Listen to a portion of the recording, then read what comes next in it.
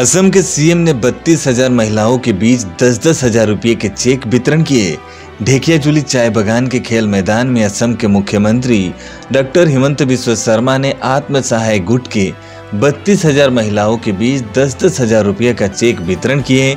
वहीं लोगों को संबोधित करते हुए मुख्यमंत्री ने कहा कि प्रधानमंत्री नरेंद्र मोदी जी इस बार टैक्स के साथ साथ जीएसटी में भी भारी छूट दिए हैं, जो कि देश के लोगों के लिए काफी खुशी की बात है।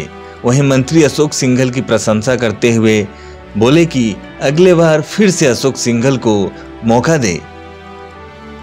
आको बीजेपी सरकार आनिब एनेকৈ আপোনালোকে আগবাঢ়ি গৈ থাকিব পাৰিব।